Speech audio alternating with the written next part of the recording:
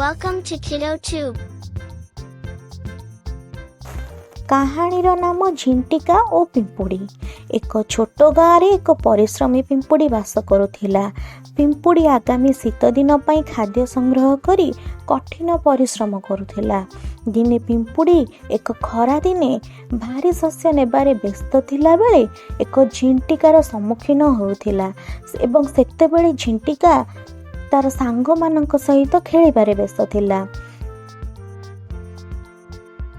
ଏଭଳି ଅସାବଧାନ ମନୋଭାବ ଦେଖି ପିମ୍ପୁଡ଼ି ତାକୁ ଦୟାକରି କିଛି ଖାଇବାକୁ ଦେଇ କହିଲା, ଶୀତ ଦିନ ପାଖେଇ ଆସୁଛି ଏବଂ ପ୍ରସ୍ତୁତ ହେବା ଜରୁରୀ ଅଟେ। ଯଦି ତୁମେ ବର୍ତ୍ତମାନ ପରିଶ୍ରମ କରିବ ତୁମେ ପରେ ଶୀତ ଦିନେ ଭୋକ ରହିବ।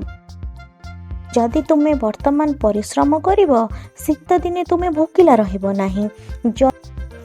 ଯଦିଓ ପ୍ରଥମେ ଝିଣ୍ଟିକା ତାର ସାଙ୍ଗମାନଙ୍କ ସହିତ ଖେଳିବାରେ ବ୍ୟସ୍ତ ରହିଲା, କିନ୍ତୁ ପରେ ତାକୁ ପିମ୍ପୁଡ଼ିର କଥାରେ ହୃଦୟଙ୍ଗମ କଲା ଏବଂ ସିଏ ଚିନ୍ତା କଲା ଯେ ସିଏ ପିମ୍ପୁଡ଼ି ସହିତ ମିଶି ଖାଦ୍ୟ ସଂଗ୍ରହ କରିବ। ଶୀତ ଦିନ ଆସିଲା ବେଳକୁ ଝିଣ୍ଟିକା ଓ ପିମ୍ପୁଡ଼ି ଯଥେଷ୍ଟ ସାମଗ୍ରୀ ପାଇଥିଲେ ଏବଂ ତାକୁ ଠୁଳ କରି ରଖିଥିଲେ।